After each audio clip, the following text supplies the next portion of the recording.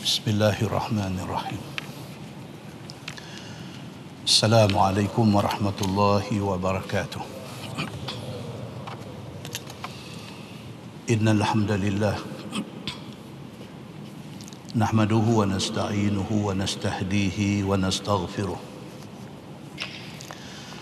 Wa na'udzu billahi min shururi anfusina wa min sayyiati a'malina.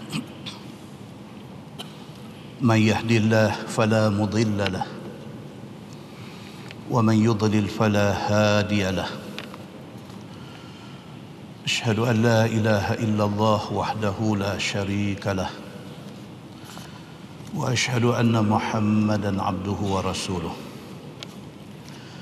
ونصلي ونسلم على هذا النبي الكريم سيد المرسلين وعلى آله وصحبه أجمعين. أما بعد أيها المؤمنون اتقوا الله أوصيكم وإياي بتقوى الله فقد فاز المتقون.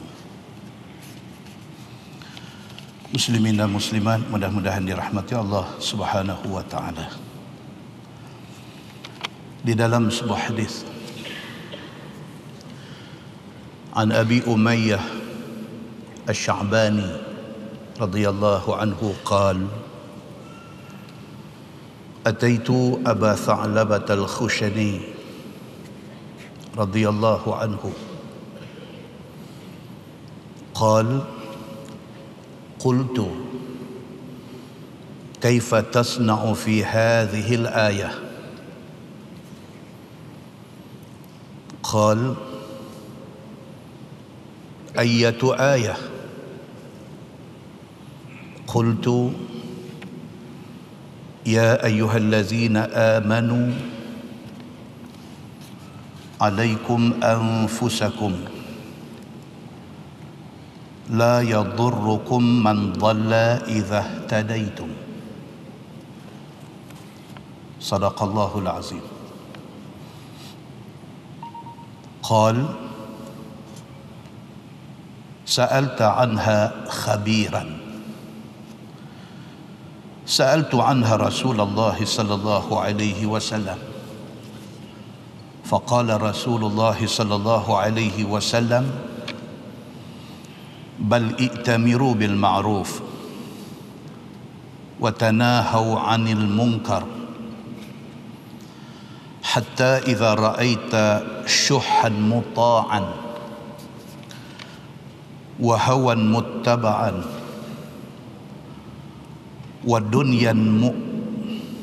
ودنيا مؤثرة وإعجاب كل ذي رأي برأيه،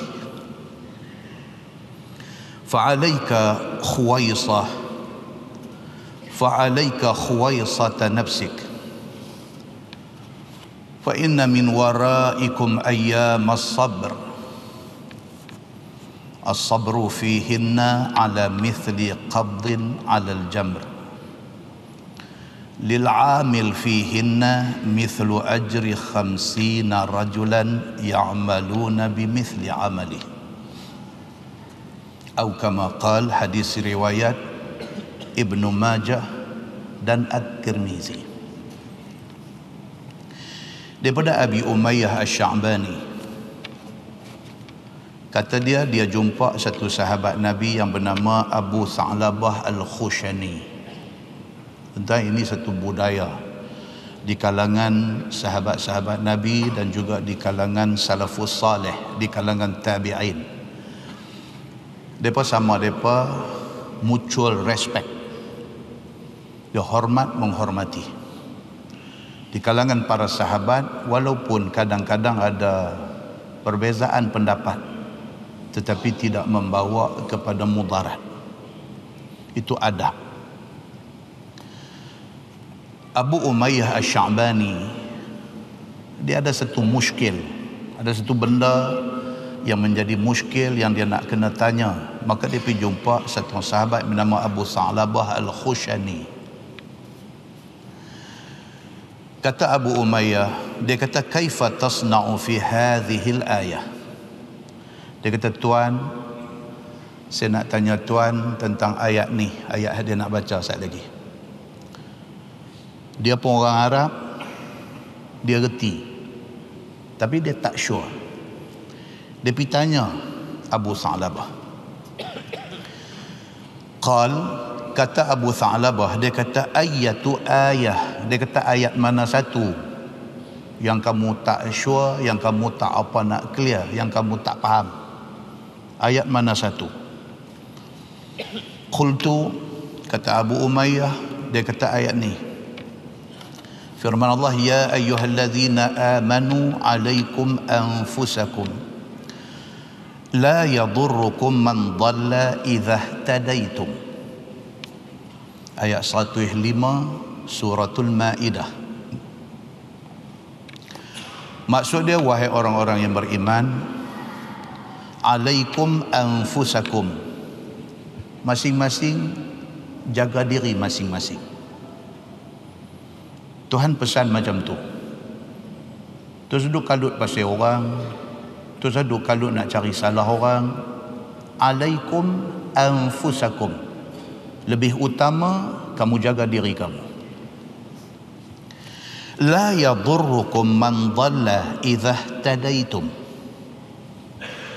Tuhan kata kalau kamu sudah tergolong dalam golongan orang yang mendapat hidayah Allah, orang yang sesat tak akan boleh memudaratkan kamu. Kalau hang betul-betul sudah faham Islam, kalau hang betul-betul mempunyai iman yang kuat dalam hati, tak ada siapa boleh goyang hang, tak ada siapa boleh mai goncang keimanan hang. Allah kata macam tu dalam ayat 105 suratul Maidah. Tuhan kata alaikum anfusakum, perkemah diri masing-masing. Kalau kamu sudah jadi orang yang mendapat hidayah Allah, mailah orang sesat ramai mana pun, kamu tidak akan terpengaruh. Tuan, kan dalam masyarakat kita ada orang yang dari masa primary school sampai pergi secondary school, daripada sekolah rendah sampai pergi sekolah menengah, ibu bapa dia hantar dia bagi masuk sekolah convent, masuk Methodist Boys School. Daripada standard 1 sampai standard 6 dia pergi sekolah, duduk tercacak atas bumbung salib Kristian. Dia masuk form 1 sampai form 5, dia duduk di convent girl school. Dia duduk tengok salib tu hari-hari. 6 tahun sekolah rendah, 5 tahun sekolah menengah, 11 tahun hari-hari dia duduk tengok. Tak ada apa. Bahkan sebahagian daripada budak-budak ni, dari segi Islam, dari segi faham Islam, dari segi praktikan Islam, lebih baik daripada hak mengaji sekolah agama pun ada. Pun ada. Maksudnya bukan semua, dan maksudnya bukan semua budak masuk sekolah agama teruk. Tapi ada kes macam tu. Kita tanya dia balik, dia daripada sekolah rendah sampai habis sekolah menengah, dia duduk convent, girl school, punya bagus. Jadi satu orang yang cukup, dia stick, dia berpegang dengan Islam yang bukan ikut-ikut, tetapi Islam yang faham agama yang dia ikut. Rupanya dalam Quran Allah Subhanahu wa taala sudah kata, ya ayyuhallazina amanu, wahai orang yang beriman, alaikum anfusakum, jaga diri kamu. La yadurrukum man dhalla idza tadaitum. Kalau kamu sudah dapat hidayah Allah, kamu sudah faham Islam dengan faham yang betul, mailah siapa pun tidak akan memudaratkan kamu. Kata Abu Tha'labah yang ditanya tadi ni, dia kata sa'alta anha khabiran. Dia kata, wahai Abu Umayyah, hang sudah tanya kepada orang yang tahu. Maksudnya siapa? Dia. Dia kata, hang tanya aku, kebetulan benda yang hang tanya ni aku tahu. Dia kata,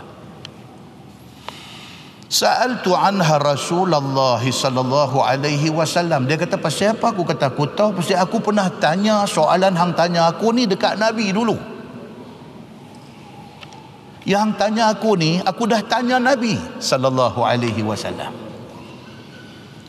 Faqala Rasulullah sallallahu alaihi wasallam, Nabi jawab ke aku, bal i'tamiru bil ma'ruf wa tanahau 'anil munkar. Nabi kata, nombor satu, duduklah di dalam persekitaran, duduklah di dalam environment yang amar ma'ruf dan nahi mungkar ada di situ.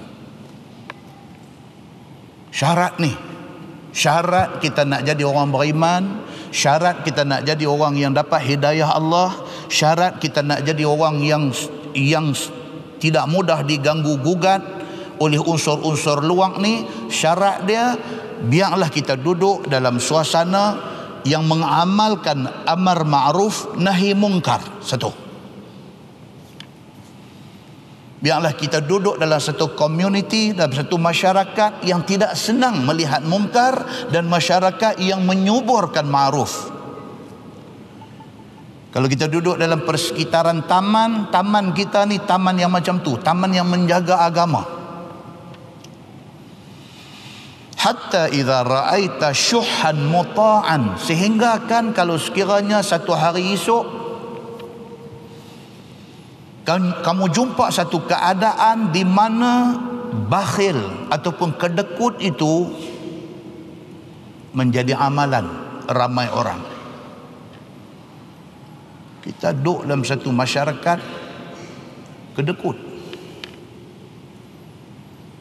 Masjid buat satu corner, siapa nak mai letak beras, siapa nak mai letak gula, siapa nak mai letak susu, siapa nak mai letak diapers, budak-budak pakai, boleh letak di situ.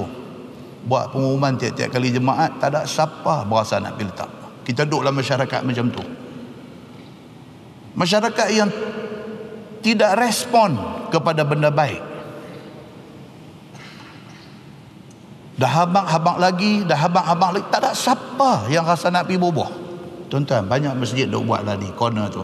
Dan untuk pengetahuan tuan-tuan, berapa ramai ni yang duk mai duk ambil barang di situ kerana sempit hidup.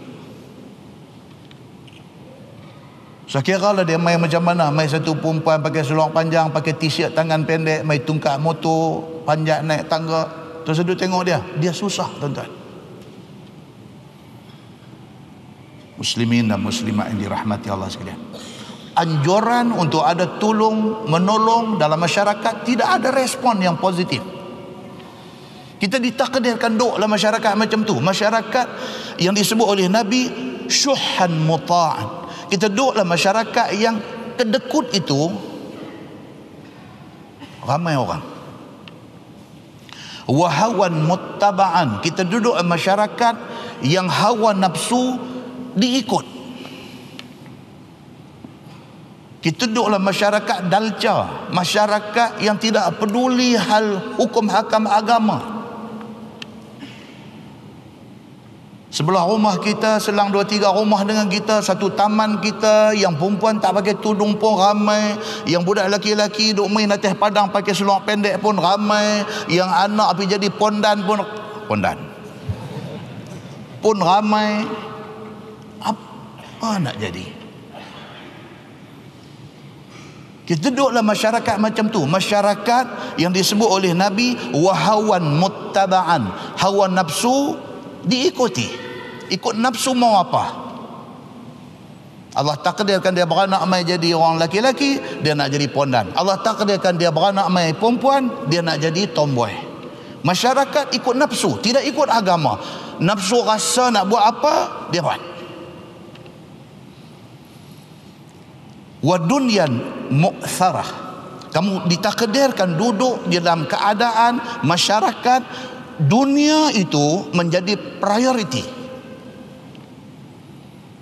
Dia kira dunia ya, dia kira dia nak senang, dia kira dia nak naik pangkat, dia kira apa pun dia sanggup buat, membujuk lalu melentang patah, janji kesenangan dunia dapat ke dia.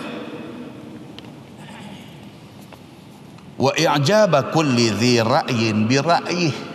Nabi kata kamu ditakdirkan duduk dalam satu masyarakat, dalam satu zaman yang mana bijak pandai, cerdik pandai yang ada pada zaman itu, dia kagum dengan pendapat dia sendiri. Tuan-tuan, siapa lebih alim tentang agama? Kalau nak banding dengan orang yang paling alim pada hari ini, dengan sahabat Nabi ridwanullah alaihim ajma'in. Mereka jauh lebih faham agama, sebab mereka ambil agama daripada sos asal, daripada sumber asal, daripada Nabi sallallahu alaihi wasallam. Hari ini pun ramai orang yang mengaku cerdik pandai, tapi dia main dengan satu idea dia main dengan satu pendapat dia, dan dia kata tu saja yang betul, hak lain semua tak betul. Masalah henti mai. Nabi sallallahu alaihi wasallam kata, kalau kamu ditakdirkan duduk dalam keadaan macam tu, fa'alaika khuwaisata nafsik. Nabi kata, maka hendaklah kamu semua kembali bertanya hati kecil kamu. Kita sudah ada Islam, kita sudah ada iman kepada Allah, kita sudah ada ilmu, kita dah mengaji, kita dah dengar ustaz ni, macam-macam punya ustaz dah mai cakap kat kita. Kita bukan orang bodoh yang kita nak terima one way. Mana ustaz mai cakap pun kita dengar, kita proses, kita nilai apa yang ustaz ni kata. Kalau apa yang dia kata tu dia sandak kepada Quran, apa yang dia kata tu dia sandak kepada hadis Nabi, apa yang dia kata tu dia quote daripada imam-imam mu'tabar dan sebagainya, kalau kita rasa tak apa nak sure, kita rasa confused, kita double check, kita balik, kita cari sumber dia, kita buka buku, kita buka kitab, kita cari. Hari ini internet ada macam-macam, cari daripada internet. Kita rasa tak sure juga, kita pergi refer kepada orang yang kita yakin akan ilmu dia, kita akan tahu hak mana boleh dengar, hak mana boleh pakai. Bila mai macam ni, Nabi sallallahu alaihi wasallam kata, fa'alaika khuwaisata nafsik. Bila dah tengok macam ni punya dalca dak ada depan kita, tanya hati kecil kita. Fa inna min waraikum ayyamas sabr. Nabi kata baik-baik, sesungguhnya selepas kamu, belakang kamu, kemudian daripada kamu esok akan mai hari-hari yang menuntut kesabaran.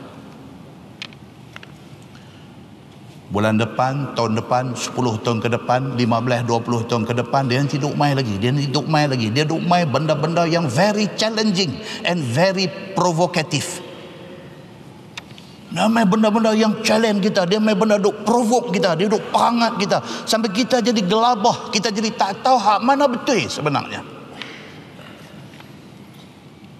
Nabi kata be careful, jaga-jaga. Dia kata fa inna min waraikum ayyamas sabr, karena selepas pada kamu, belakang pada kamu esok ni nanti mai hari-hari yang menguji kesabaran. As-sabru fihinna ala mithli qabdin ala al-jamr. Nabi kata kadang-kadang dia mai satu benda betul-betul tes kesabaran kita, dan kalau kita nak sabar juga, Nabi kata ibarat macam hang ambil bara api genggam. Panas melecuk tangan ni, boleh tahan tak ni? Boleh tahan tak? Kalau kita sabar kita tahan, kalau kita tak sabar kita lepas. Demikian kesabaran itu, dia tes kita sampai macam tu. Muslimin dan muslimat yang dirahmati Allah sekalian, Nabi kata lil amil fihinna mithlu ajri 50 rajulan ya'maluna bimithli amalih. Nabi kata siapa ditakdirkan Allah hidup time tu, time betul-betul dites kesabaran ni, siapa yang hidup time tu dan dia sabar sungguh, dia sabar sungguh untuk nak berpegang dengan Islam hak betul ni, dia sabar sungguh, Allah janjikan ganjaran dekat dia. Satu amalan dia buat pada zaman itu seumpama 50 orang punya amalan Tuhan bagi dekat dia. Muslimin dan muslimat yang dirahmati Allah sekalian, sebahagian ulama hadis mengatakan hadis ini dhaif. Sebahagian ulama hadis kata keseluruhan matan hadis ini di bahagian yang kata kena sabak banyak, itu sabit daripada Nabi sallallahu alaihi wasallam. Pengajaran yang pertama, tuan-tuan, hendaklah kita rajin bertanya kepada orang yang kita yakini ilmu dia. Satu, kita kena rajin bertanya. Kita ada muskil, kita ada confused, tanya. Kena rajin. Seperti mana sahabat Nabi yang bernama Abu Umayyah pergi tanya Abu Sa'labah. Rajinlah bertanya supaya kita tidak sesat dalam beragama. Satu. Yang kedua, kalau nak selamat daripada sesat, hendaklah istiqamah dengan amar ma'ruf nahi mungkar. Kena istiqamah. Hak tak betul, tak betul. Hak betul, betul. Yang ketiga, hati-hati dengan gejala-gejala yang disebut oleh Nabi sallallahu alaihi wasallam sebagai akan berlaku. Yang pertama, kedekut. Jauhkan diri kita daripada kedekut. Yang kedua, turut nafsu. Pastikan kita boleh differentiate, boleh bezakan antara agama dengan nafsu. Kita tahu kata ini bukan agama, ini nafsu, bubuh handbrake. Yang ketiga, dunia ini satu keperluan, tetapi jangan over dalam memberi priority kepada dia. Dunia ni keperluan, tuan-tuan. Kita nak hidup atas dunia ni. Dia keperluan. Tapi jangan sampai kita over di dalam memberi priority kepada dunia. Maknanya apa? Bila bertembung, bila berlaga di antara dunia dengan akhirat, akhirat utama. Yang keempat, hati-hati dengan bijak pandai, dengan cerdik pandai yang kagum dengan pendapat sendiri. Hati-hati, sebab Nabi suruh kita berhati-hati. Kadang-kadang kita pun confused. Masing-masing pihak mempersembahkan pendapat mereka dengan cara yang very convincing. Dia convince kita, kita dengar, kita macam betul. Hati-hati. Kena ada satu keadaan yang dipanggil agree to disagree. Jangan ketat sangat dalam nak menjuarai sesuatu isu. Beri ruang kepada beberapa pendapat selagi mana pendapat itu tidak tersasar daripada nas yang jelas. Pengajaran seterusnya, hati-hati juga. Kita akan jumpa satu keadaan di mana kesabaran kita betul-betul diuji. Dan sabak ini ada dua. Satu sabak dengan musibah, kesusahan. Lagi satu sabak dengan ujian kesenangan. Ramai orang boleh tahan dengan ujian kesusahan. Ramai orang yang tewas dengan ujian kesenangan. Kita minta kepada Allah Subhanahu wa taala supaya Allah tolong kita selamat di dalam semua ujian itu. So, kita tengok sebuah hadis Nabi sallallahu alaihi wasallam cerita tentang macam mana sahabat dia pegang pesan Nabi sallallahu alaihi wasallam. Daripada Hakim bin Hizam radhiyallahu anhu. Kata dia, sa'altu Rasulullah sallallahu alaihi wasallam fa'a'tani, summa sa'altuh fa'a'tani, summa qala an-nabi sallallahu alaihi wasallam li, ya Hakim, inna hadzal mal khadir hul, faman akhadhahu bi sakhawati nafsin burika lahu fihi, Wa man akhazahu bi israfi nafsin lam yubarak lahu fi. Wa kana kalladhi ya'kulu wa la yashba'. Wal yadul ulya khairun min al yadis sufla.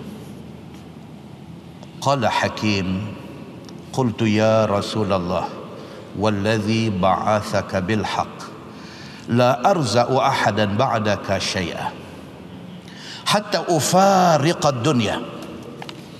Fakana Abu Bakrin yad'u Hakiman liyu'tiyahu al-'ata' fayaba an yaqbala minhu syai'a. Thumma inna Umar da'ahu liyu'tiyahu fa'aba an yaqbala. Faqala ya ma'syaral muslimin inni a'ridu alaihi haqqah alladhi qasama Allahu lahu min hadzal fai' fayaba an ya'khudhahu falam yarzaq hakimun ahadan minan nasi syai'an ba'da nabi sallallahu alaihi wasallam hatta tuwfiya atau kama qala, hadis sahih riwayat al-Bukhari. Satu sahabat Nabi nama dia Hakim bin Hizam radhiyallahu anhu. Dia ni wafat tahun 54 Hijrah. Dia sahabat Nabi. Allah test dia ni miskin, susah. Pergi jumpa Nabi sallallahu alaihi wasallam, minta Nabi tolong dia. Duit tak ada, miskin. Fa'atani, dia kata Nabi bagi. Summa sa'altuh, lepas itu duit tak ada lagi. Pergi jumpa Nabi sallallahu alaihi wasallam, fa'atani, dia kata Nabi bagi lagi. Summa qala li, kali kedua Nabi bagi, minta sekali Nabi bagi, minta dua kali Nabi bagi. Nabi kata kat dia, Nabi kata, ya Hakim, inna hadzal mal khadirun hulun.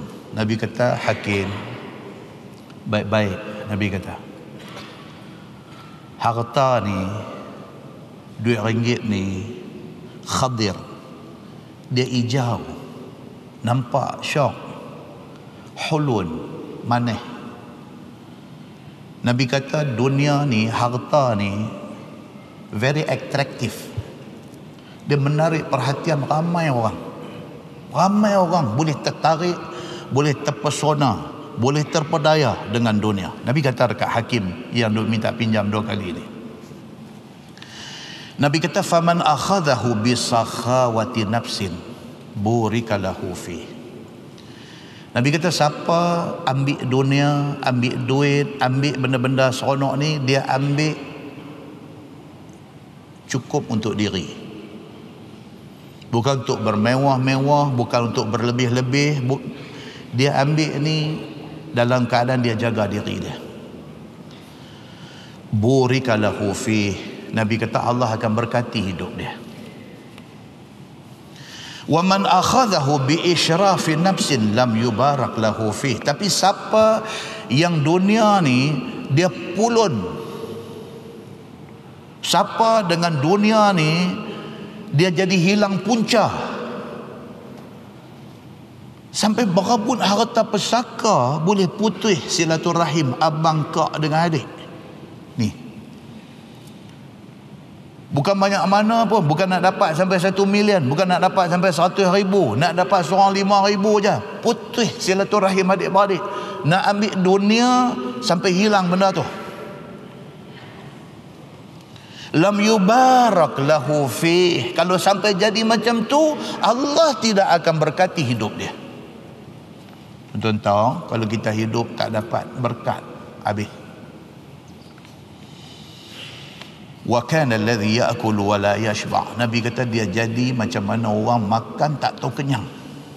Makan tak tahu kenyang. Kerja, orang bagi rasuah, bagi 1,000 nak 2,000, 2,000 nak 5,000, 5,000 nak 10,000, 10,000 nak 50,000, 50,000 nak 1,000, 1,000 nak 1,000,000, 1,000,000 nak 500 juta. Dia makan tak kenyang. Dia makan tak kenyang. Tuan-tuan sembang dengan Cina. Dia kata apa? Ini siapa pun duduk situ makan juga, serupa juga dia kata, tapi itu makan patut-patutlah. Cina dia cakap lagu tu.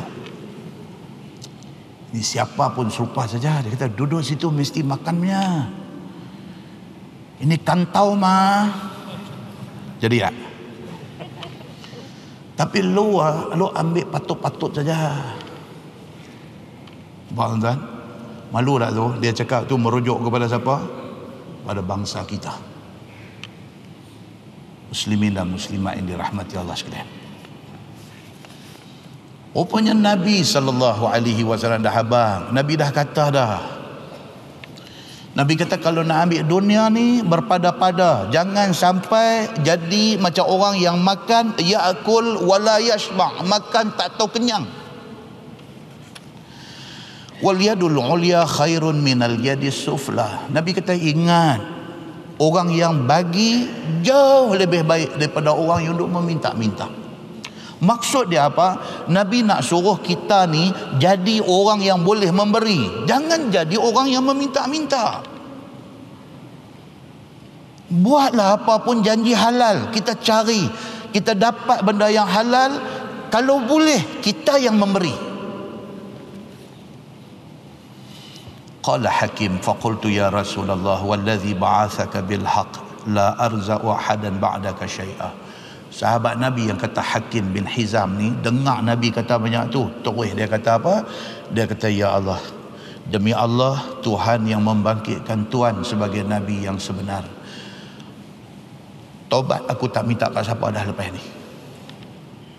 Banyak tu aja kalam Nabi bagi dekat dia, yang kata sahabat Nabi ni banyak tu aja Nabi cakap, shot mereka hati dia ni, renjat dia macam kena renjat elektrik ni, kena dia. Terus dia kata wallazi ba'athaka bil haqq, demi Allah Tuhan yang membangkitkan tuan sebagai Nabi yang benar, aku tidak akan minta kat siapa pun dah lepas ni. Dia kata tu dia, hatta ufariqad dunya, sampai aku mati aku tidak akan minta kat siapa dah lepas ni. Dia kata,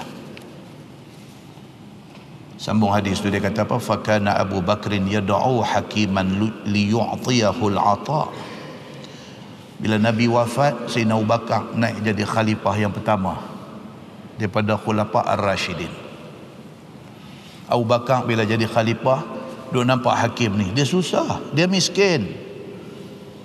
Abu Bakar panggil dia, Abu Bakar kata, mai hakim ni ada nak bagi kerajaan, nak bagi berim ke apa, nak bagi bantuan dekat Hakim bin Hizam yang miskin ni. Abu Bakar panggil dia, Abu Bakar nak bagi, fa aba ay yaqbala minhu syai'a. Hakim dia kata kat Sayyidina Abu Bakar, dia kata saya tak mau ambil, saya dah janji dengan Nabi sallallahu alaihi wasallam. Summa inna Umar da'ahu liyu'tiyahu fa aba an yaqbal. Mati Sayyidina Abu Bakar, naik Sayyidina Umar.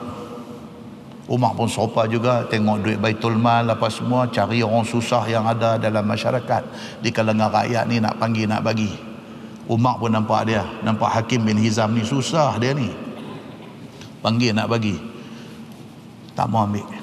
Aku dah janji dengan Nabi, aku tak akan ambil, dia kata. Faqala, kata Sayyidina Umar bin Al-Khattab radhiyallahu, ma'syaral muslimin inni a'ridu alaihi haqqah. Sayyidina Umar kata depan orang ramai, Umar kata, ya ma'syaral muslimin, wahai tuan-tuan dan perempuan semua, hak aku nak bagi ni bukan dia minta, bukan duit poket aku. Hak aku nak bagi ni hak dia, kerana dia miskin, kerana dia susah, dia berhak mendapat bantuan. Aku nak bagi ni hak dia, bukan hak orang dia minta. Ni memang hak dia, pasal dia susah, dia miskin, aku jadi khalifah, tanggungjawab aku kena bagi bantuan ni kat dia. Hak aku nak bagi ni hak dia. Allazi qasamallahu lahu min hadzal fai', ini yang aku nak bagi ni, ini pembahagian Allah yang buat. Ini duit daripada sumber al-fai'. Al-fai' ini sumber yang dapat tidak daripada jalan perang, sumber dapat daripada kapiak tetapi tidak dengan jalan perang, dia panggil harta al-fai'. Aku nak bagi kat dia ni hak dia. fa aba an ya'khudhahu, tapi dia tak mau terima. Sayyidina Umar kata, falam yarza'u hakim ahadan minan nasi syai'an ba'da nabi sallallahu alaihi wasallam hatta tuwfiya. Sampailah dia mati, dia tidak terima siapa-siapa punya pemberian, kerana itu janji dia dengan Nabi sallallahu alaihi wasallam. Yang kata sahabat-sahabat Nabi ridwanullah alaihim ajma'in, dia pegang cakap Nabi. Apa Nabi pesan, itu pegangan mereka sampai mati. So mereka faham tak ada siapa boleh tolong mereka melainkan rahmat Allah subhanahu wa ta'ala. Mereka faham sangat dengan benda tu.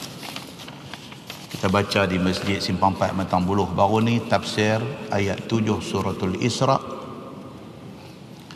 Tuhan kata, in ahsantum ahsantum li anfusikum wa in asatum falaha. Very simple ayat. Tuhan kata, kalau hampa buat baik, hampa sebenarnya buat baik untuk diri hampa sendiri, bukan untuk siapa-siapa. Wa in asatum falaha, tapi baik-baik.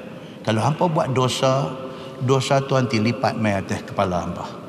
Jaga-jaga. Allah subhanahu wa ta'ala sudah pesan macam tu. Sahabat-sahabat Nabi mereka faham benda ni, mereka buat kerana Allah subhanahu wa ta'ala. Mudah-mudahan mukadimah itu memberi manfaat kepada kita, insya-Allah. Kita menggunakan Bahrul Mazi jilid 21. Bahrul Mazi jilid 21. Kita sampai muka surat 101. Muka surat 101, masalah dia kata, kata-kata hati itu adakah dihisap oleh Allah? Tajuk dia. Hadis kita baca tadi, Nabi kata apa? Kalau hampa hidup dalam satu zaman yang dalca ni, hampa tanya hati hampa sendiri. Hampa tanya hati hampa sendiri. Pasal apa tuan-tuan? Pasal hati itu berkata-kata. Hati kita ni dia duk berkata-kata. Sama ada hak dia kata tu diterjemahkan dengan tingkah laku ataupun tidak, itu satu bab lain. Tapi hati itu berkata-kata. So tajuk malam ni dia nak kata, kata-kata hati itu adakah dikira dosa pahala? Hati kita tuan-tuan, dia sentiasa, hati kita ni sentiasa tengok ya satu benda, dandan dia akan react, dia ada tindak balas. Kan? Kita tengok satu orang, dandan react. Dandan kita akan membawang, dia kata lah ni. Dandan dia nanti mai, dia nanti, dan kebanyakannya negatif. Kebanyakannya negatif. Kita tengok satu orang menyombong, nampak dia ni. Tak ada pasal pun, kau tu bukan ada kata apa kat kita pun. Kita just tengok dia, satu kata-kata sudah mai dalam hati. Kan? Baik, now dia nak kata apa? Adakah kata-kata hati itu akan dihisap oleh Allah? Adakah dia dikira dosa pahala yang esok Allah akan hisap benda tu? Ketahuilah, kata-kata hati ada dua macam. Dia kata, pertama, berkata-kata hati itu mau buat ataupun tak mau buat, dan dielokkannya ataupun tidak dielokkannya, maka ini kata-kata hati yang tetap. Dia mai dalam hati satu orang ni, nak buat ke tak mau buat, nak buat ke tak mau buat. Benda tu tak ada apa-apa. Just malam ni nak bangkit tahajud nak kata. Dia ingat ke tu? Kan? Pergi belak muka di cermin. Nampak tak apa nak jernih elok kena bangkit malam ni. Ada orang dia macam tu. Dia kata, ditanya saya, dia kata, ustaz, saya kalau yang ni abang ustaz, dia kata, okey. Saya, dia kata, kalau katalah kata saya nanti duk main miss, dia kata, bangkit tahajud ni duk main miss, selalu dalam seminggu ambil satu malam tahajud, dia start tergelincang, seminggu tak ada, dia main 2 minggu tak ada, dia syok tak buat tahajud ni. Dia tahu ustaz, dia kata bila dia main sebulan ustaz, saya sendiri tengok muka saya pun saya nampak tak warna elok. Dia kata, ada orang, sungguh ustaz, dia kata, saya tak kata tak sungguh pun, tapi sungguh ustaz, dia kata, Tapi bila kita duk buat, dia nampak kita sendiri, tengok muka kita ni berasa lagu okey. Tuan-tuan, ayak muka. Macam duk tengok gambar Hindustan, gambar Hindu lah. Keluar main kita tahu jahat. Dia tak buat apa lagi pun, dia baru keluar kita tahu jahat. Macam mana boleh tahu? Dan jarang-jarang kita tengok kita tahu jahat, rupanya baik. Jarang, jahat tunggu. Kan? Ayak muka. Baik. Now, dia kata kata-kata hati ni kadang lagu tu. Dia lagu duk negotiate dengan kita. Nak bangkit, tak bangkit. Tahu gimana ni, nak bangkit, tak bangkit. Pesan kat bini. Ni, sehari kalau bangun pukul 4.30 apa gerak. Bini kita betul, nak bangkit ni, lu gerak selalu tak bangkit. Bini kata, kita tak cakap pelan ni dengan orang. Punya garbus ni. Dan seperti yang bini dia kata, bila bini gerak, tak bangkit. Macam ni. Baik, kata-kata yang kedua, dia kata kata-kata hati sebagai terlintah saja. Maka semua kata-kata hati itu dihisap akan dia oleh Tuhan. Dia kata, yang kedua ni dia just bukan ada satu ingat apa, dia satu terlintah gitu ya. Tengok itu dia terlintas, tengok ini dia terlintas, tengok benda ni dia terlintas. Baik, adakah benda-benda ni semua sama ada terlintas ke ataupun kita ada ingat nak buat tak jadi buat, ada ingat nak buat jadi buat? Adakah semua lintasan ini Tuhan kira dosa pahala? Dia nak tanya itu. Bila didengar oleh para sahabat Nabi ridwanullah alaihim ajmain akan hukum Allah yang demikian itu, maka duka citalah mereka itu. Sahabat-sahabat Nabi ni bila dengar kata lintasan hati ni pun dikira dosa pahala, dihisap, dia jadi mai satu punya upset, sedih. Wih, dia tu susah kalau macam ni. Demikian hadis dikeluarkan oleh Imam At-Tirmizi dengan kata dia an Ali bin Abi Talib radhiyallahu anhu yaqul lamma nazalat hadhihi al-ayah wa in tubdu ma fi anfusikum aw tukhfuhu yuhasibkum bihi Allah fayaghfiru liman yasha wa yu'adzibu man yasha ila akhir ayat. Ahzanatna. Diriwayatkan daripada satu sahabat Nabi SAW, lagi saudara sepupu Nabi, lagi menantu Nabi, iaitu Ali bin Abi Talib karramallahu wajhah. Itu dia, Sayyidina Ali, tuan-tuan. Satu apa dia? Sahabat Nabi. Yang kedua apa dia? Sepupu Nabi. Yang ketiga apa dia? Menantu Nabi. Oh, dia ni very close dengan Nabi. Menikah pula dengan puteri kesayangan Nabi. Siapa dia? Fatimah radhiyallahu anha. Menikah dengan Fatimah ni, Nabi sayang ni, banyak hadis saya cerita. Nabi pergi menikah. Sehingga ke satu hari apabila Sayyidina Ali bin Abi Talib pergi sebut, kata dia nak menikah seorang lagi. Dia nak menikah seorang lagi. Oh, Nabi very unhappy. Walaupun Nabi itu sendiri menikah ramai dan syariat Islam membenarkan orang lelaki-lelaki kahwin sampai 4, tapi bila mai dekat anak Nabi, Fatimah ni nak dimadukan dengan orang lain, Nabi tak boleh. Pasal apa? Pasal Nabi sayang Fatimah tu. Nabi sayang Fatimah tu. Nabi tak mau Fatimah tu bersedih pasal sayangnya dia kepada Fatimah. Fatimah itulah isteri Sayyidina Ali bin Abi Talib karramallahu wajhah. Ni yang riwayat hadis ni. Berkata ia, tak kala turun ayat Quran, yakni turun firman Allah Subhanahu wa taala kepada Nabi sallallahu alaihi wasallam, iaitu ayat apa? Allah berfirman, wa in tubdu ma fi anfusikum aw tukhfuhu yuhasibkum bihi Allah. Turun ayat tu. Maksudnya, jika menzahir oleh sekalian kamu akan barang yang di dalam hati kamu, yakni kata-kata hati itu mau buat barang yang ditegah Allah. Dia mai terlintas dalam hati nak buat benda dosa, dia terlintas dalam hati dan dia buat satu. ataupun disembunyikan oleh sekalian kamu akan kata-kata hati itu, yakni tidak dibuatnya ataupun dia tak buat. Yang penting lintasan hati. Sama ada hak dia mai dalam hati itu kita pergi buat sungguh, ataupun dia mai kita tak layan, kita tak buat, tak kira. Yang penting bila ada satu lintasan, Tuhan kata apa? Yuhasibkum bihillah, nescaya dikira ataupun dihisap akan dia oleh Allah Subhanahu wa taala di akhirat. Tuan-tuan bisa dengar ada ayat ni? Kita duk wirid ni, kita duk sebut ayat ni. Ayat ni memang kita duk sebut dalam sembahyang kita.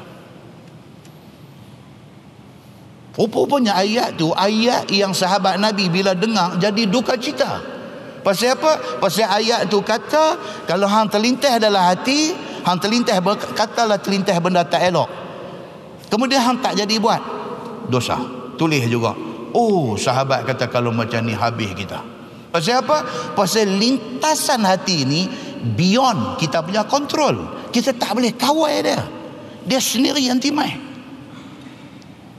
Kita tengok satu orang, kita tengok satu benda, kita baca satu kenyataan, kita tengok je dia mai dalam hati kita. Apa dia ni? Kita dandan macam tu. Tuan-tuan nak tahu? Tuan-tuan rajin buka Facebook. Allahu Akbar. Yang tu bukan lintas lagi dah. Dia tulis dalam Facebook. Oi tuan-tuan, Facebook ni betul-betul tempat ataupun factory untuk buat dosa. Kalau tak kena cara. Setengah orang dia syok dengan Facebook ni. Dia tak tahu every single word yang dia tulis, yang dia post di dalam Facebook tu, dia kena jawab depan Tuhan. Dia kecam orang, dia hina orang, dia fitnah orang, dia buat benda tak elok ke orang dalam bentuk penulisan di dalam Facebook itu. Itu tidak berakhir di situ. Itu dia kena bertanggungjawab dan dia kena jawab di depan Allah Subhanahu wa taala. Tuan-tuan, it's very dangerous. Sangat bahaya. Siapa nak tulis apa, fikir 100 kali. Tuan-tuan, bahaya tuan-tuan. Ada orang jadikan platform Facebook, media sosial ini sebagai tempat dia berseronok-seronok. Seronok hentam orang, seronok fitnah orang, seronok kecam orang. Dia jadikan tempat tu tempat seronok. Sedangkan benda tu dia kena jawab esok ni. Tuan-tuan, ni baru sikit ni. Sat lagi baca lagi, sat lagi balik tutup akaun Facebook. Jangan buat besar. Muslimin dan muslimat yang dirahmati Allah sekalian.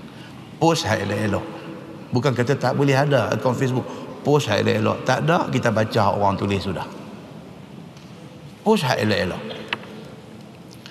Maka dia kata apa? Semua benda tu nescaya akan dikira, akan dihisap akan dia oleh Allah di negeri akhirat esok. Maka diampunnya akan siapa yang dikehendaki mengampunnya, dan diazab dia siapa yang dikehendaki azabnya dengan sebab kata-kata hati itu. Dengan ayat yang kita baca tadi, Allah Subhanahu wa taala kata wa in tubdu ma fi anfusikum au tukhfuhu. Sama ada benda hak terlintas dalam hati tu hampa buat ataupun benda hak terlintas dalam hati tu hampa tak buat. Just lintasan biasa saja. Yuhasibkum bihillah. Tuhan akan hisap. Allah akan hisap semua benda tu. Berdasarkan ayat itu, maknanya semua benda yang kita teringat dalam hati dikira dosa pahala. Berdasarkan ayat itu. Bila turun firman Allah yang demikian itu, datanglah duka cita kami, yakni para sahabat Nabi. Sahabat Nabi jadi susah hati. Pasal apa? Benda hadut terlintas ni tak boleh kontrol. Post dalam Facebook itu boleh kontrol. Lintasan ni tak boleh kontrol. Kita baca satu artikel, dia mai lintasan tu. Kita nak jawab balik, kita nak komen, itu kita boleh kontrol. Tapi bila baca, kita ingat apa, itu tak boleh kontrol. Nampak? Kerana kata-kata hati dan lintasan itu tiada siapa-siapa boleh lepas daripadanya. Tak boleh. Selagi mana kita manusia, lintasan ada. Selagi mana kita ni manusia, dia duk mai lintas dalam hati ni, dia duk mai. Tak boleh buat apa yang tu. Maka tidak apa kiranya jikalau dizahirkan, yakni terus buat apa yang berkata-kata dalam hati, yang jahat itu dihisap akan dia. Tapi kalau kita ingat tak elok dalam hati, kita pergi buat tak elok, nak kira dosa tak apa, kata pasal memang kita buat.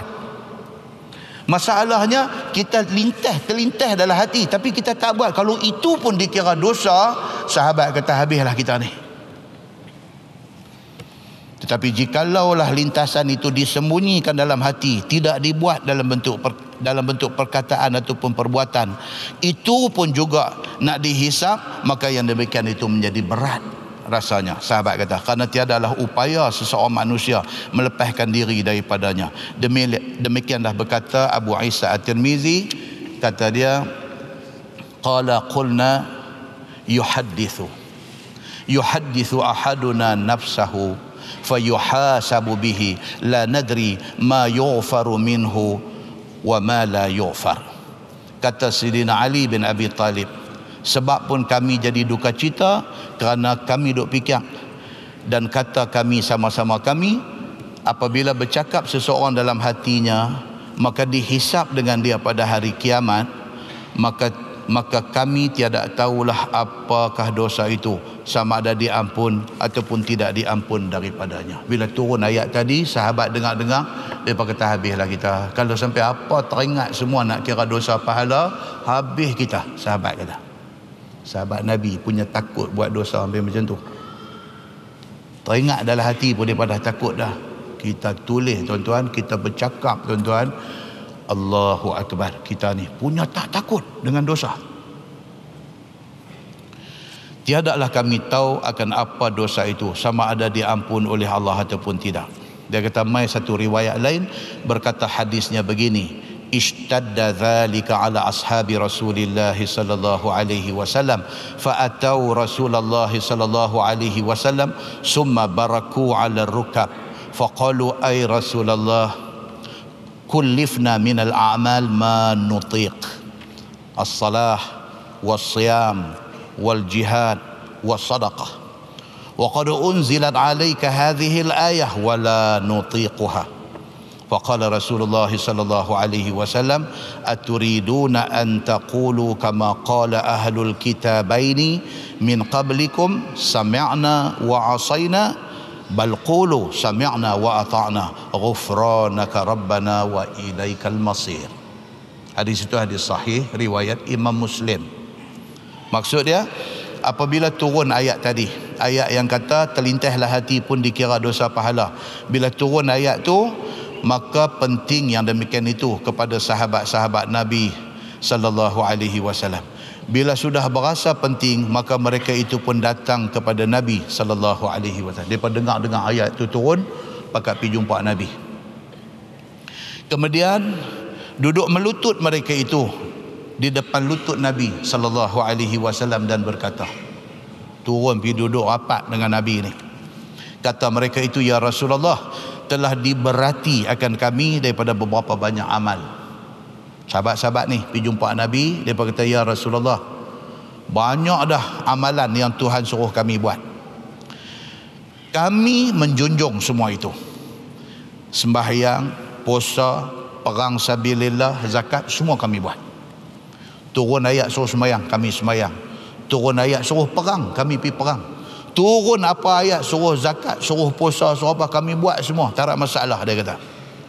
Dan sesungguhnya telah turun ayat tadi, padahal kami tidak kuasa untuk nak menanggungnya. Tapi bila turun ayat kata teringat dalam hati pun dikira dosa pahala, yang ni kami tak boleh, kami tak mampu nak jaga diri kami. Bagaimana kami nak meninggalkan hati kami daripada berkata-kata? Sahabat kata, macam mana kita bila tengok satu benda tak kata apa? Macam mana? Tak boleh. Zamanlah tuan-tuan duduk di rumah pukul 8, tengok berita pukul 8, berita apa keluar, tuan-tuan ada satu benda dalam kepala. Bukan semua benda yang keluar dalam berita tu kita kata yes. Bukan semua benda keluar dalam berita tu kita kata no. Dalam masjid ni ada 1,500 orang ni. Bukan semua benda saya kata semua setuju. Tak ada. Tambah zaman lah lebih lagi. Macam-macam yang ada depan ni. Macam-macam punya pendirian, macam-macam punya fahaman, macam-macam punya doa ada di depan ni. Satu orang cakap, 5 orang boleh pakai, 5 orang tak boleh pakai. Masing-masing dengan latar belakang pendidikan, masing-masing dengan latar belakang pembacaan, masing-masing dengan latar belakang pergaulan, masing-masing ada proses sendiri dalam kepala dia. Dia boleh terima, tak boleh terima, tidak ada masalah. Tapi bila tak boleh terima, kecam, itu masalah. Bila tak boleh terima, kecam, itu masalah. Tapi bila tak boleh terima, kita pergi cek balik. Bila kita pergi cek balik, memang ada pendapat itu, kita berlapang dada. Itu satu pendapat, bukan pendapat dia yang cakap ni, tetapi pendapat yang mai daripada sumber yang muktabar, kita terima. Walaupun kita tidak cenderung dengan pendapat itu, tapi itu pendapat daripada sumber yang muktabar, kita terima. Muslimin dan muslimat yang dirahmati Allah sekalian, tiada seorang daripada manusia boleh lepas daripada teringat dalam hati. Maka apabila berkata-kata hati itu, maka semua dihisab Allah, sama ada baik ataupun tidak baik. Oh, kacau. Dia kata, kalau apa yang kita teringat semua dikira dosa pahala, takut sahabat Nabi ni. Bila didengar oleh Nabi SAW perkataan mereka yang demikian itu, sabda Nabi SAW, adakah hampa semua nak jadi seperti mana Yahudi dan Nasrani, yakni orang sebelum daripada kamu? Nabi kata begitu. Tu ayat Quran tau. Nabi kata, ayat tu ayat Quran yang kata benda ni terlintas dalam hati, hampa buat ke hampa tak buat, Allah akan hisab. Itu ayat Quran. Nabi kata, hampa nak jadi macam Yahudi dan Nasrani ke? Apabila Allah turun ayat di dalam Taurat, mereka tolak setengah, mereka terima setengah. Bila Allah turun ayat di dalam Injil, mereka terima setengah, mereka tolak setengah. Hampa pun nak jadi macam tu ke? Nabi tanya. Sedangkan Yahudi dan Nasrani itu mereka kata, kami dengar tetapi kami derhaka. Yahudi dan Nasrani, Bani Israel itu, kita baca cerita mereka banyak. Mereka kata apa? Sami'na, kami dengar, wa asaina, tapi tolong kami tak boleh pakai benda ni, kami tak boleh pakai. Sama macam kes hukum sebat di Terengganu tu. Hukum sebat ni hukum Quran, tapi hak dijalankan di Terengganu tu bukan sebat Quran, itu ta'zir, itu hukum di dalam bidang kuasa hakim, hukum ta'zir. Homoseks, lesbian ni semua ni tertakluk di bawah hukum ta'zir. Dia bukan hudud, dia ta'zir. Jadi ta'zir maksudnya bidang kuasa hakim, dan hakim jatuhkan hukum sebat. Sebat itu bukan sebat macam di penjara duk buat sebat sampai meluluh jatuh daging, bukan. Itu sebat Islam. Sebat Islam ni Quran sebut, fajliduhum samanina jaldah. Sebat mereka ni dengan 80 kali sebat. Quran sebut. Satu Malaysia riuh tak boleh terima, sebat tu tak boleh terima, itu hukum Quran sebut. Kalau Nabi masih hidup, dia akan tanya ni, macam sahabat mai duk abang kata ni, apa ni ayat ni turun, habislah kami. Kalau semua lintasan hati Allah akan kira dosa pahala, habislah kami. Apa Nabi kata dekat mereka? Nabi kata, hampa nak jadi macam Yahudi dan Nasrani ke? Yahudi turun dalam Taurat, mereka kata sami'na wa asaina, kami dengar tapi kami tak boleh terima semua. Orang Nasrani turun dalam kitab Injil mereka kata sami'na wa asaina, kami dengar tapi ada benda yang kami tak boleh terima. Adakah kamu, Nabi kata dekat sahabat 1400 tahun dulu, adakah hampa nak jadi macam Yahudi, nak jadi macam Nasrani? Allah buat turun dalam kitab suci, di dalam Taurat, di dalam Injil, hampa nak ambil sebahagian, nak tolak sebahagian. Kalau Nabi hidup hari ini, Nabi akan tanya benda yang sama. Ini Quran, hukum sebat ini ada dalam Quran, dan cara sebat juga mengikut kaedah syarak. Apa masalah dengan hampa? Habis semua pakai komplain. Masya Allah. Tuan-tuan, politik is politik.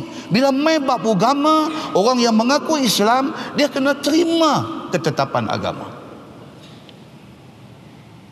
Muslimin dan muslimat yang dirahmati Allah sekalian.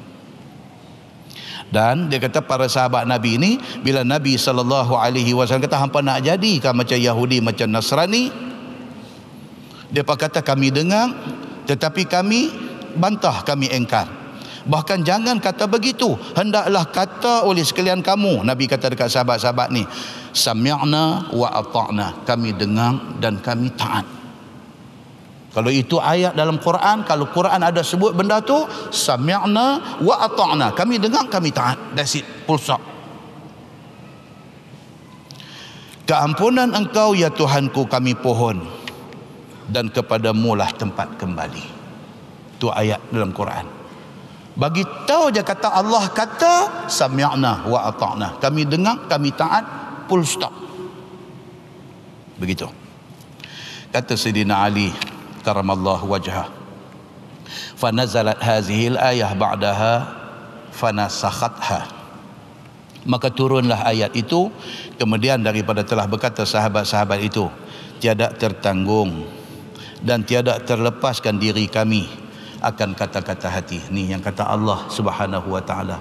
Apabila sahabat rasa macam benda tu depa beyond depa punya kontrol, depa tak boleh nak kontrol hati depa daripada berkata-kata benda tak baik. Susah hati depa, runsin depa mai jumpa Nabi, depa betul-betul habaq dekat Nabi, depa confess isi hati depa. Depa kata, ya Rasulullah, betul itu ayat Quran, tapi kalau betul macam tu, kami tak boleh nak kawal hati kami daripada berkata-kata. Bila mereka pergi cakap macam tu sahaja di depan Nabi SAW, Allah serta merta menasahkan ayat itu. Allah cancel ayat itu, Allah mansuhkan ayat itu.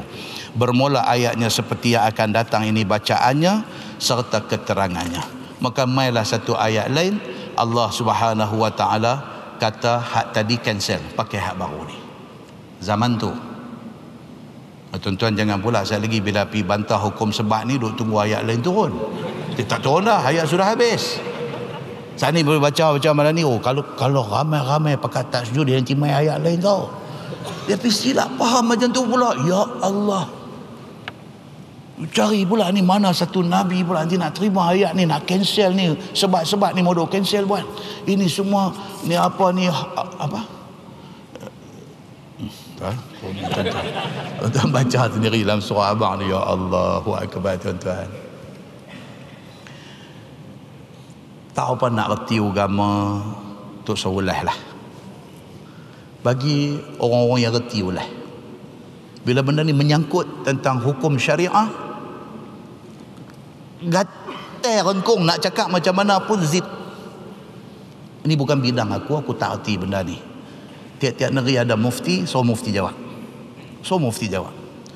Mufti ni semua mengaji universiti, ada yang sampai master's degree, ada sampai PhD, ada yang buat bidang syariah, ada yang buat syariah wal qanun, mengaji bidang perundangan Islam dan sebagainya.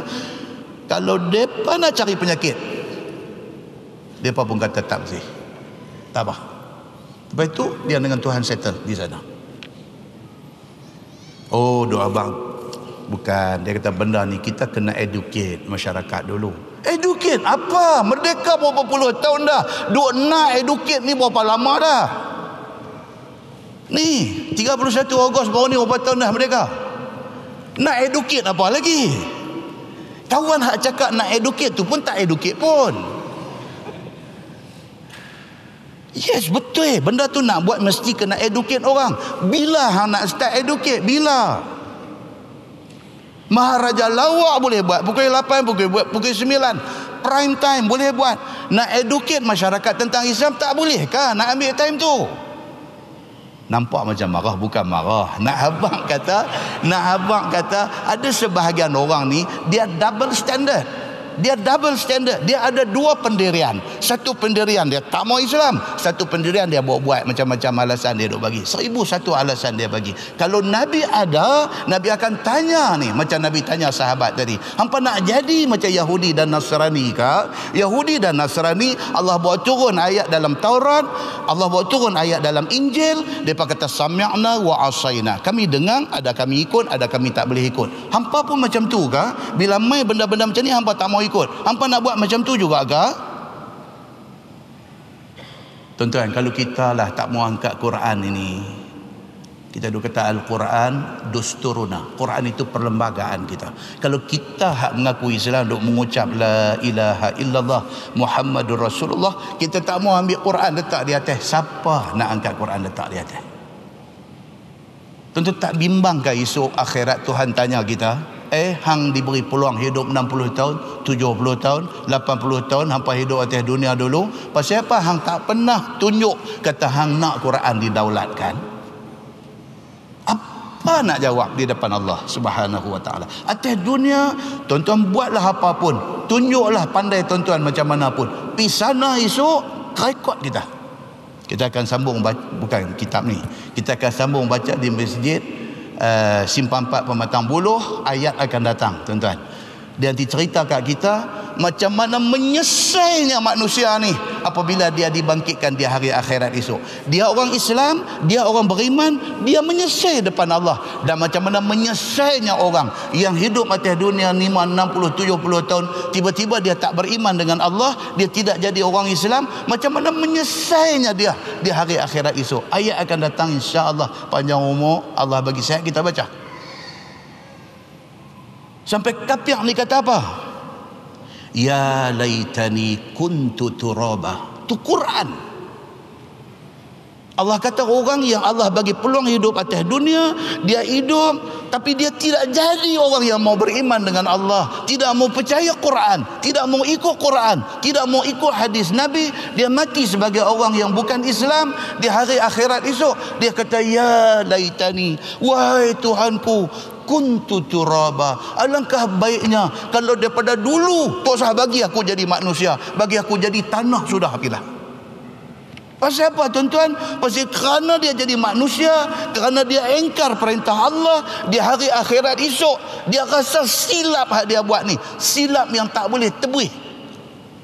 Dia kata lagi baik aku daripada dulu kuntu turaba, aku ni jadi tanah aja, tak usah jadi manusia. Kerana tanah tidak akan dihisap, tidak akan diletakkan di syurga, di neraka. Macam tu punya Tuhan habang kat kita. Kenapa kita masih bebai lagi tuan-tuan? Tidak mau ikut kitab suci kita, kitab Al-Quran. Muslimin dan muslimat yang dirahmati Allah sekalian. Zaman ni Nabi doa ada, ayat duk turun, ayat yang mana Tuhan nak mansuh, Tuhan mansuhkan. Dia ada dalam bab nanti Dr. Hafiz ada satu kuliah di masjid ni, Dr. Hafiz Kok Diang ni, dia akan bincang tentang usul fiqh nasikh mansuh. Ayat yang dah turun kemudian dimansuhkan, Quran dimansuhkan oleh Quran, Quran dimansuhkan oleh hadis dan sebagainya. Tuan-tuan hadir dengar supaya ilmu itu bila ada kat kita, kita lebih faham agama kita. Muslimin dan muslimat yang dirahmati Allah sekalian. Baik, masalah dia kata kata-kata hati tidak dihisap di hari akhirat. Tadi ayat tadi kata dihisap. Teringat dalam hati baik buruk, teringat aja sudah ditulis dosa pahala. Bila sahabat-sahabat jadi takut dengan benda ni, dia turun ayat yang memansuhkan ayat tadi. Dia kata apa pula? Kata-kata hati tidak akan dihisap di hari akhirat. Iaitu tak kala adalah kata-kata hati itu lintasan, maka tiada sunyi daripada seseorang itu. Dia kata tak ada manusia boleh kontrol hati dia supaya sentiasa baik, tak ada ingat tak baik kat siapa-siapa, tak ada. Serta tiada seorang yang berupaya melepaskan diri daripada bahayanya. Tak ada siapa dalam dunia ni yang dia boleh make sure tak ada lintasan tak elok dalam hati dia. Tak ada. Tuan pernah dengar hadis Nabi SAW satu malam berjalan dengan isteri dia, malam gelap. Tiba-tiba ada sahabat lalu kat belakang, mereka nampak kelibat bayang gelap-gelap. Mereka tahu satu Nabi, hak satu perempuan tak tahu siapa. Bila tengok begitu, mereka cepat-cepat lari. Nabi panggil, Nabi kata nanti yang bersama dengan aku ni isteri aku, Nabi kata. Pasal apa Nabi kata lagu tu?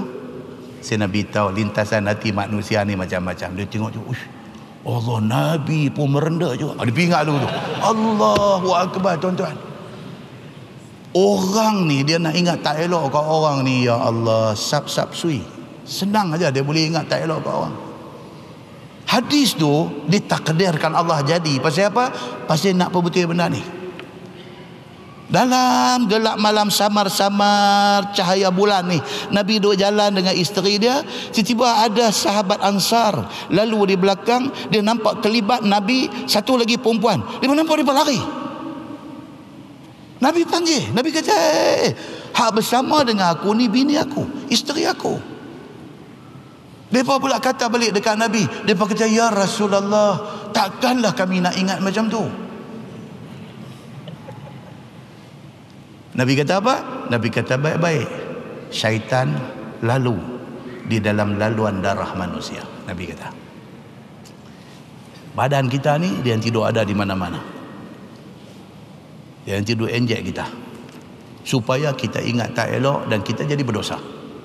Nabi clear benda tu. Tak mau supaya benda tu jadi fitnah. Kalau Nabi tak buat lagu tu, saya lagi pergi jumpa siapa ke? Allah, dia kata tak sangka dia. Dia main macam tu. Tahu pasal apa? Ada ayat tadi, tapi hanya cerita korang. Tadi selisih dengan Nabi. Oh bagus ya? Bagus apa? Dia main macam tu. Tu cuma nak jadi pasal lah. Nabi potong, clear bang benda ni. Nampak? Muslimin dan muslimat dirahmati Allah sekalian. Oleh kerana sahabat bimbang lintasan hati nak dikira dosa pahala, maka dinasahkan. Nasakh maksudnya dimansuhkan, dibatalkan ayat tadi oleh Allah Subhanahu wa taala, iaitu firman-Nya la yukallifullahu nafsan illa wus'aha, dan tidaklah diberati Allah taala akan seseorang itu melainkan sekuasa-kuasanya. Turun ayat ni. Maksudnya sekadar lintas itu tidak dikira dosa dan pahala lagi. Belum lagi dikira. Pasal apa? Pasal itu luar kawalan manusia. Allah hanya akan kira dosa pahala benda yang kita boleh kontrol. Tapi saja kita pergi buat salah, itu saja akan dikira dosa pahala. Kata Khazin di dalam tafsirnya. Khazin saya ada cerita di masjid ni di mana tu. Khazin ni satu kitab tafsir, dia panggil tafsir Khazin. Tapi nama kitab tafsir itu bukan tafsir Khazin. Nama kitab tafsir tu Lubabut Ta'wil fi Ma'ani Tanzil. Itu nama kitab tafsir tu. Tapi kalau pergi sebut kitab Lubabut Ta'wil, orang kitab apa? Kata. Bila sebut kata tafsir Khazin, oh, kitab tafsir itu lebih dikenali dengan nama tafsir Khazin. Kerana ambil sempena nama gelaran kepada penulis kitab ni. Penulis kitab ni pun bukan nama Khazin. Nama dia Alauddin Abu Hasan Ali. Nama dia. Tapi orang panggil dia Khazin. Jadi kitab dia tulis pergi panggil tafsir Khazin. Dia jadi cerita macam tu. Kitab tafsir Khazin ini dia istimewa dia apa tuan-tuan? Dia bincang semua benda. Kitab tafsir Khazin ini dia istimewa kerana dia bincang semua benda. Di dalam tu ada bab fiqh, di dalam tu ada bab sejarah.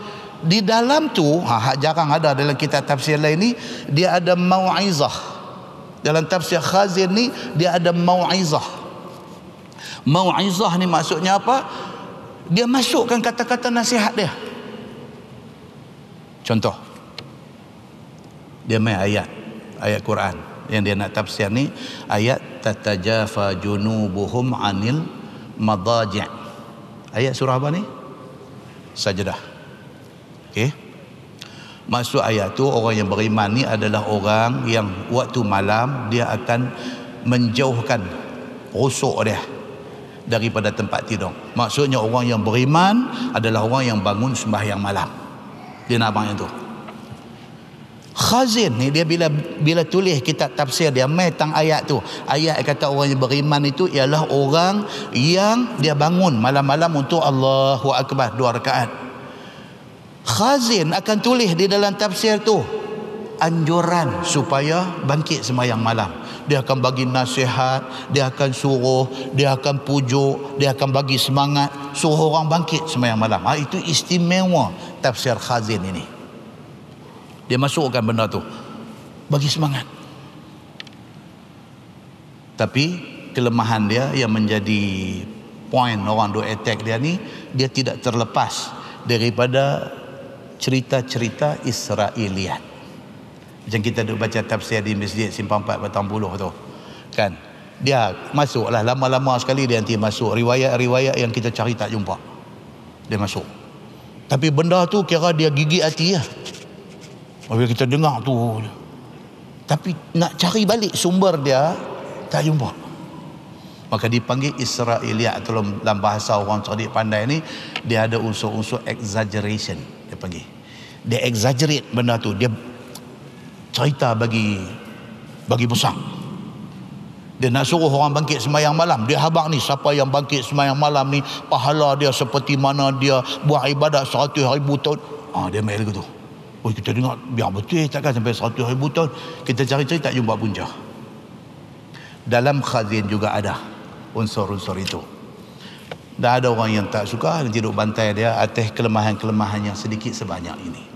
Manusia tuan-tuan, tulis kitab ke apakah, ada satu dua kadang-kadang terlepas dan sebagainya. Jangan itu dibesar-besarkan untuk nak condemn dia, kerana kita tak boleh buat besar ujung jari pun macam yang dia buat. Muslimin dan muslimat yang dirahmati Allah sekalian. So dia kata di dalam tafsir Khazin kata, berkata Ibnu Abbas dan kebanyakan mufassirin. Mufassirin ni apa tuan? Ulama tafsir. Nanti kita cerita ada salah seorang daripada ulama tafsir ni, mufassir ni, nama dia Atha bin Abi Rabah. Nanti satu hari kita cerita tentang Atha bin Abi Rabah ni. Tuan-tuan, punya hebat. Nak jadi ulama tafsir ni memang hebat depa ni.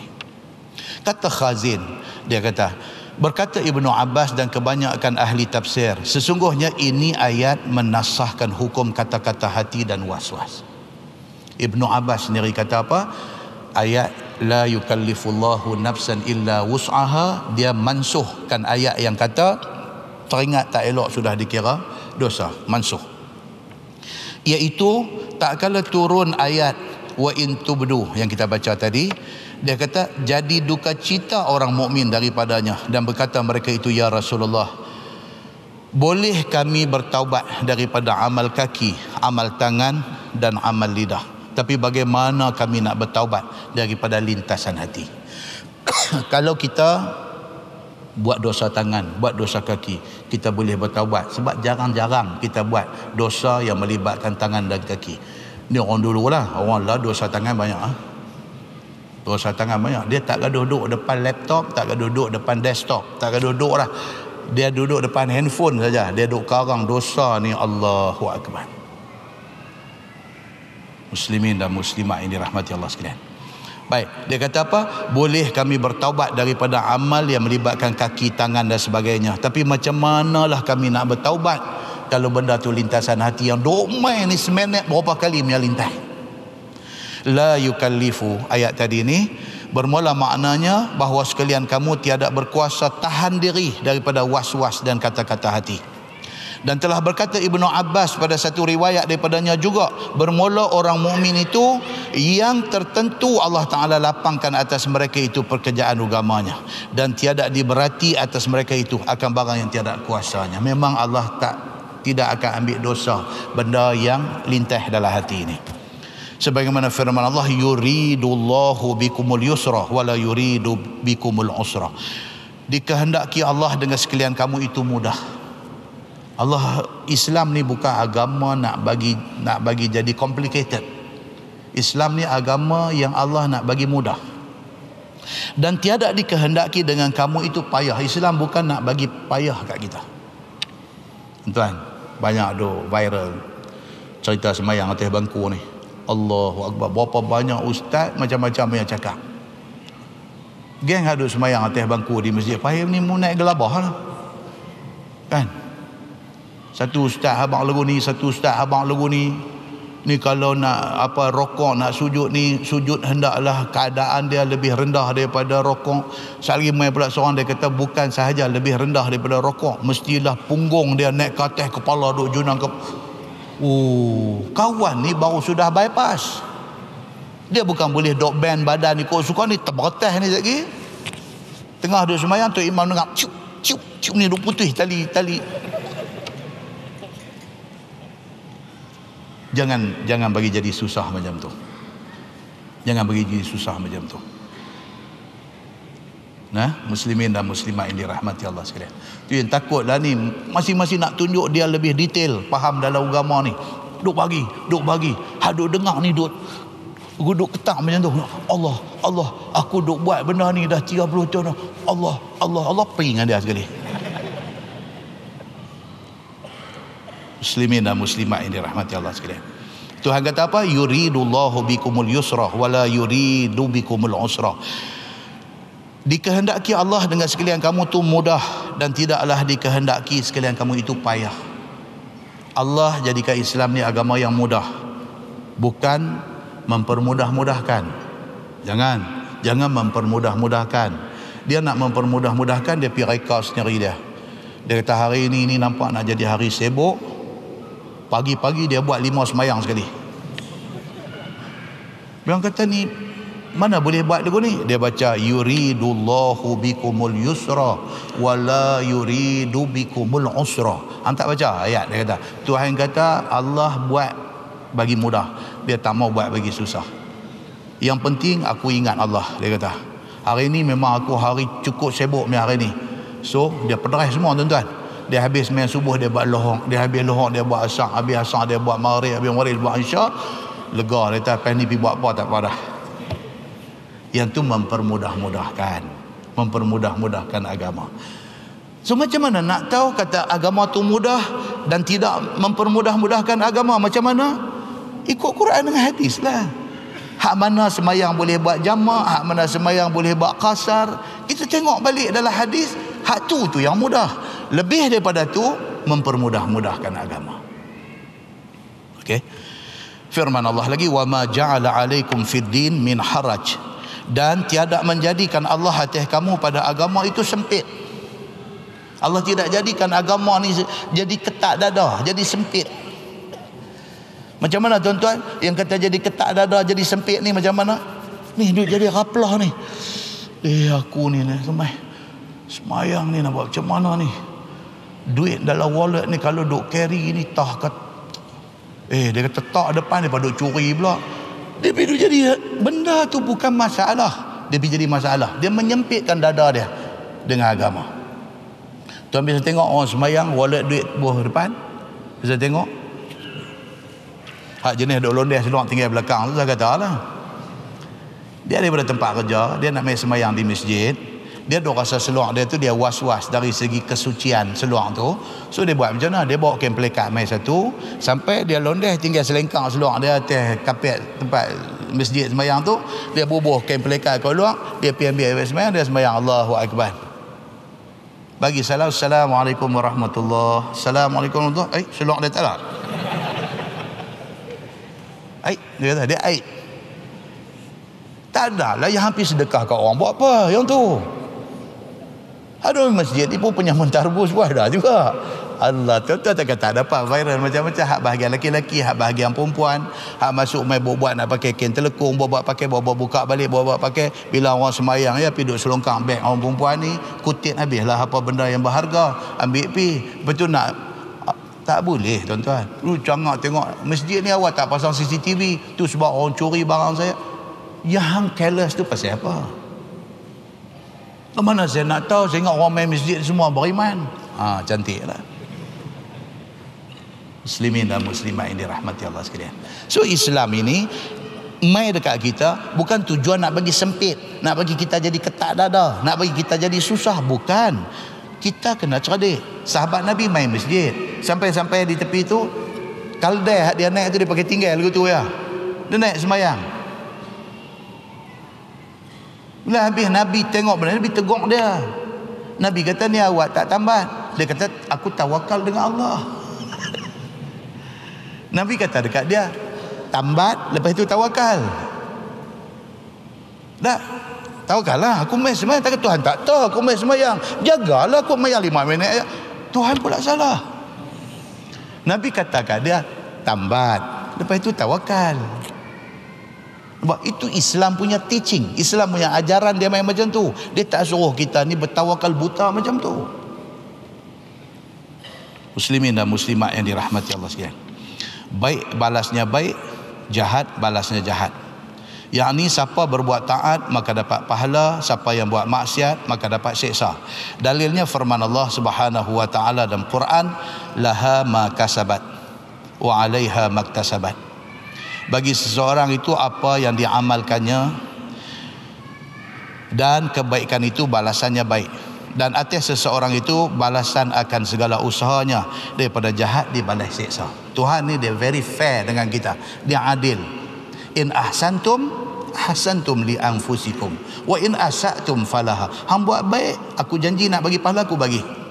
Hang buat jahat, aku janji bagi dosa, bagi azab, aku akan bagi. Tuhan dia fair dengan kita. Tak boleh, tuan. Ada satu daripada viral, satu iklan daripada Thailand. Iklan daripada Thailand ni, kalau buat iklan tuan-tuan, very good. Satu iklan dia ni nak cerita tentang keburukan rasuah. Tapi dia punya iklan ni tarik masa panjang sikit. Tapi kalau tuan-tuan tengok, tuan-tuan nanti nak tengok sampai habis. Itu yang kata pandai mereka ni. Dia main satu iklan, satu pensyarah universiti. Okey. Budak-budak ada ambil exam kat dia apa-apa semua. Budak ni memang budak tak baca buku. Budak ni memang mental block. Memang dia tak boleh. Dia lecturer dalam bidang medik, perubatan. Budak ni memang tak boleh pergi dalam pelajaran. Tapi budak ni tidur selit duit buah dalam buku bagi kat dia. Dia pun bila tengoknya ada duit, okey dia tapi dia bagi lulus budak ni. Akhirnya budak ni jadi doktor. Iklan ni, iklan. Satu hari aksiden, bini dia ke anak dia ke aksiden, masuk dalam ICU. Dia duduk di luar ni, pensyarah perubatan ni duduk di luar ni dengan peluh mercik ni, duduk takut no apa nak jadi dengan duduk dalam ICU, duduk dalam bilik operation ni. Punya duduk takut. Tengok-tengok sekali keluar. Keluar minus abang kata tak dapat diselamatkan, mati. Terduduk dia ni bila dengar orang yang dia sayang mati. Okey. Keluar main doktor pula. Duduk pakai tutup tu lah doktor. Bila sampai depan dia baru buka budak hak fail, hak patut fail dia bagi lulus hal tu. Budak ni pergi jadi doktor hospital tu, dan budak ni lah operate jalan bini dia. Bila dia ni buka dia tengok, Allah hangga dia kata. Dia pula tengok pensyarah dia pun lagu pi gitu ya. Dia nak abang apa? Dia nak abang kata, in ahsantum li anfusikum wa in asatum falaha. Kerana duit rasuah student hang bagi dia lulus, sedangkan dia tak layak lulus. Hang bagi dia lulus kerana rasuah tu. Akhirnya apa? What goes around comes around ke apa? Hang pi makan rasuah, hang luluskan satu budak yang patut gagal. Budak tu akhirnya jadi doktor. Akhirnya macam ni punya keputusan. Boleh tak dia nak terima masa tu dia kata ni ajal maut ni kerja Tuhan? Boleh tak setelah dia tengok muka doktor tu? Dia akan hidup dalam guilty conscious. Dia akan hidup seumur hidup dia. Dia hidup dalam rasa bersalah. Rasa bersalah pasal dia lahirkan satu doktor yang tak patut lulus. Dia lahirkan doktor tu sebagai doktor yang lulus. Satu. Yang kedua, dia rasa bersalah pasal mati ni, bini dengan anak dia mati ni. Dia rasa guilty tu. Benda tu dia tak boleh padam sampai mati. Iklan dia buat tu kita tengok tuan-tuan, kita tengok. Ui. Kalau orang yang duk makan rasuah tengok tak rasa apa juga. Ini kawat lah dia ni. Muslimin dan muslimat yang dirahmati Allah sekalian. Jadi satu engineer pergi luluskan pembinaan jambatan yang sepatutnya tidak lulus. Dia guna bahan-bahan apa semua lari dengan besi patut tebal mana dia pakai, semua tipu. Tapi sebab rasuah punya pasal dia sign, dia dapat 1 juta. Esok satu family anak bini dia reban dalam jambatan tu. Dan dia tahu jambatan tu salah seorang engineer yang terlibat, yang sign semua adalah bekas student dia yang tak patut lulus dulu. Bolehkah dia hidup dengan tenang sampai akhir hayat dia? Dia tidak akan boleh hidup dengan tenang. Sebab apa? Sebab dia yang menjadi punca benda jadi macam ni. Muslimin dan muslimat yang dirahmati Allah. Ada orang yang apabila dibacakan ayat Quran, baca hadis, dia tak sengat di hati dia. Dia tengok iklan siam ni dia takut. Ada juga orang macam ni. Ya Allah, Quran hadis duk main ni macam-macam. Dia boleh buat lagu tu, buat muka sekupang, tak ada apa. Tapi dia tengok iklan ni satu, dia main gedebuk-gedebuk, dia main takut. Buatlah siapa boleh buat iklan macam tu. Nak cantik lagi iklan tu mai tu, last kali mai satu ayat Quran ni bawah. Heart to the best. Yang to the best. Muslimin dan muslimat yang dirahmati Allah sekalian. So dia kata buat baik balasan baik, buat benda tak elok balasan dia tak elok. Dalilnya firman Allah, laha makasabat wa 'alaiha maktasabat. Bagi seseorang itu apa yang diamalkan daripada kebaikan, maka balasnya baik, dan atas seseorang itu balasan atas usahanya. Kalau dia buat jahat, dibalas dengan siksa neraka. Kata Qil, ada makna pada ayat itu bahwasanya Allah tidak ambil salah akan seseorang itu dengan dosa orang lain. Ada sebagian ulama kata ayat tadi nak bawa maksud apa? Dosa orang lain kita tak tanggung. Kita tak tanggung. Itu Quran. Kan? La yukallifullahu nafsan illa wus'aha. Hang tanggung hak hang saja. Kita tak boleh kata kat kawan kita, tak apa hang buat benda ni, aku tahu benda ni salah, hang buat apa dosa, aku tanggung. Tak boleh. Dia tanggung. Hang buat tak larat tanggung. Hang Nabi tanggung hak dia apa? So Allah buat main siap-siap ada ayat ni. Ini bukan soal boleh duk lepas kat orang tu orang ni untuk tanggung, bukan. Dia kata.